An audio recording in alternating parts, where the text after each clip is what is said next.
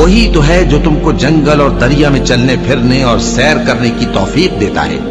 یہاں تک کہ جب تم کشتیوں میں سوار ہوتے ہو اور کشتیاں خوشگوار ہوا کی مدد سے سواروں کو لے کر چلنے لگتی ہیں اور وہ اس پر خوش ہوتی ہیں، تو ناگہاں زناٹی کی ہوا چل پڑتی ہے اور لہریں ہر طرف سے ان پر جوش مارتی ہوئی آنے لگتی ہیں،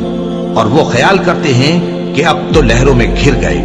تو اس وقت خالص اللہ ہی کی عبادت کر کے اس سے دعا مانگنے لگتے ہیں کہ اے اللہ، اگر تو ہم کو اس سے نجات بخشے تو ہم تیرے بہت ہی شکر گزار ہوں۔ پھر جب وہ ان کو نجات دے دیتا ہے تو ملک میں ناحق شرارت کرنے لگتے ہیں۔ لوگو، تمہاری شرارت کا وبال تمہاری ہی جانوں پر ہوگا، تم دنیا کی زندگی کے فائدے اٹھا لو، پھر تم کو ہمارے ہی پاس لوٹ کر آنا ہے، اس وقت ہم تم کو بتائیں گے جو کچھ تم کیا کرتے تھے۔ دنیا کی زندگی کی مثال میں کسی ہے کہ ہم نے اس کو آسمان سے برسایا، پھر اس کے ساتھ ملا جلا سبزہ جسے آدمی اور جانور کھاتے ہیں نکلا، یہاں تک کہ زمین سبزے سے خوشنما اور آراستہ ہو گئی، اور زمین والوں نے خیال کیا کہ وہ اس پر پوری دسترس رکھتے ہیں۔